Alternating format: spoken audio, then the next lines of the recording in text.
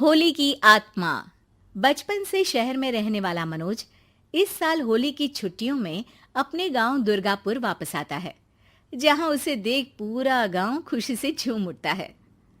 जब गया था तब इतना सा था और अब देखो कितना बड़ा हो गया है।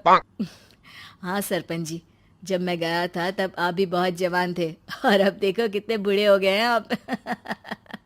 चलो चलो बढ़िया है। बच्चा घर वापस आ गया। इसी खुशी में आज रात पार्टी होगी। क्या बात है, गांव में भी पार्टियां होने लगी। वैसे अगर पार्टी की बात है तो आज क्यों सीधा होली पार्टी करते हैं। होली पार्टी की बात सुन चहल पहल में अचानक सन्नाटा छा जाता है, जिसे देख मनोज को कुछ अजीब लगता है, लेकिन तभी सरपंच बात पलट देता है।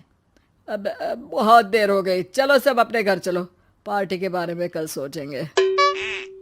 मनोज भी मम्मी पापा के साथ घर आ जाता है, पर होली पार्टी और उस पर पूरे गांव की खामोशी वाली बात अभी तक उसके जहन से निकलती नहीं। पापा, होली पार्टी की बात पर सब चुप क्यों हो गए थे? अरे होगी उनकी कोई अपनी बात। मुझे गांव की पंचायत ही थोड़ी पता है। थक गया हूँ, चलो सो जाते हैं, कल बात करते हैं। पापा की बात मानते हुए मनोज भी सोने चला जाता है। आज तो छुपा लिया, लेकिन हफ्ते बाद जब होली का दिन आएगा तब इसे कैसे रोकोगे? अगली सुबह सूरज के साथ ही मनोज भी गांव घूमने निकल जाता है, जिस पर रास्ते में उसे अपनी ही उम्र के कुछ लड़के भी मिलते हैं, जिनसे दोस्ती कर अब वो उनके साथ घूमने लगता है। इसी तरह कुछ दिन बीत जाते हैं और होली नजदीक आने लगती है। दोस्तों, होली में 4 दिन ही बचे हैं, पर गांव में उसकी कोई तैयारियां क्यों नहीं दिख रही? क्योंकि यहाँ होली नहीं मनाई जाती। अरे पर ऐसा क्यों? वो राजा भूषण। अरे तुम 4 दिन के लिए आए हो, क्या इतना सोच रहे हो? चलो कुछ खाने चलते हैं। इसी के साथ एक बार फिर होली की बात को टलते हुए देख मनोज को शक होने लगता है। वो घर पहुंचते ही इंटरनेट पर अपने गांव और राजा भूषण के बारे में जानकारी निकालने लगता है। क्या? मुझे आज तक ये नहीं पता था। ऐसा कैसे? किसी ने मुझे कुछ बताया क्यों नहीं? सारी जानकारी लेने के बाद मनोज गांव वालों या अपने मम्मी पापा से कुछ पूछे बिना खुद ही उसकी सच्चाई के बारे में छानबीन करने लगता है, जिसके चलते वो राजा भूषण की हवेली में पहुंचता है। वाह, क्या हवेली है यार। पर क्या यहाँ सच में कोई भूत है? हेलो भूत जी, कोई है क्या? हम इस साल गांव में होली सेलिब्रेट कर रहे हैं, क्या आप उस पर थोड़ा इंटरव्यू देंगे? मनोज के ऐसा बोलते ही गांव में तूफान उठ जाता है और हवेली में रखी सारी चीजें हिलने लगती है। एक अदृश्य शक्ति मनोज को धक्का देकर हवेली से बाहर निकाल दरवाजा बंद कर लेती है। ये सब देख मनोज हैरान रह जाता है। क्या अभी मुझे हवा ने धक्का देकर बाहर निकाल दिया? मेरे होते हुए इस गांव में कभी होली नहीं बन सकती, इसलिए दोबारा ऐसी कोशिश भी मत करना, अंजाम बुरा होगा। आवाज सुन मनोज हैरानी से इधर उधर देखने लगता है, पर उसे कोई दिखाई नहीं देता।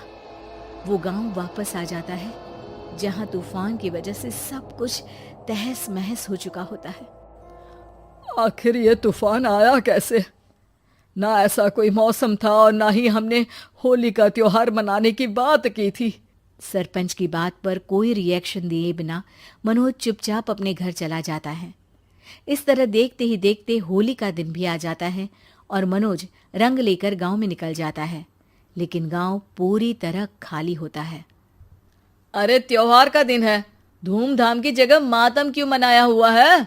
मनोज की आवाज सुन सब अपने घर की खिड़कियां खोल के घर के अंदर से ही उसे वापस जाने के लिए कहने लगते हैं, पर वो किसी की नहीं सुनता। तुझे पहले भी समझाया था, अगर होली खेलने की कोशिश भी की तो अच्छा नहीं होगा। अरे बात मान लो बेटा, तुम्हें सच नहीं पता। मुझे सब पता है। सालों पहले इस राजा ने एक अंधविश्वास फैलाया और आप लोग आज तक उसे मानते आ रहे हो। अरे बेटा, जब तुम पैदा भी नहीं हुए थे उससे भी बहुत पहले से इस गांव पर होली का श्राप है। अगर गांव में होली का त्योहार मनाया जाता है तो प्रलय आना पक्की बात होती है। राजा भूषण इस सब में नहीं मानते थे और त्योहार मनाने लगे, जिसके चलते होली वाले ही दिन पहले उनके बेटे की और फिर उनकी मृत्यु हो गई। तभी से गांव की रक्षा के लिए उनकी आत्मा उस हवेली में रह रही है। सबकी बातें सुन मनोज उलझन में पड़ जाता है। सोचना भी मत मनोज, अगर तुमने इस परंपरा को तोड़ने की कोशिश भी की तो उसका परिणाम इस गांव और गांव के लोगों के लिए अच्छा नहीं होगा। मुझे भी यकीन नहीं हो रहा कि आप लोग एक बेतुकी बात को मानकर सालों से रंगों के त्योहार को मातम की तरह मनाते आ रहे हो। मनोज किसी की कोई बात ना मानते हुए पूरे गांव में रंग बिखेर देता है, जिसके तुरंत बाद वहां तूफान के साथ बिजलियां गरजने लगती है। अचानक मौसम में ऐसा बदलाव देख जहां मनोज कंफ्यूजन में आ जाता है, वहीं गांव वाले डर से सहम जाते हैं।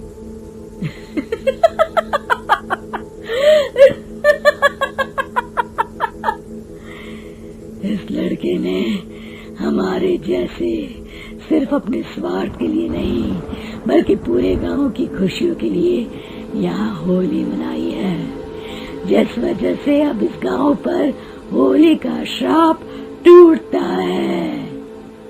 ऐसा बोलकर राजा का भूत वहां से गायब हो जाता है, जिसके बाद गांव के लोग धूमधाम से होली मनाते हैं। खुशियों के रंग गांव में बिखरे ही होते हैं कि अगली सुबह अचानक मनोज कहीं गायब हो जाता है और एक बार फिर गांव में होली का नया राज शुरू हो जाता है।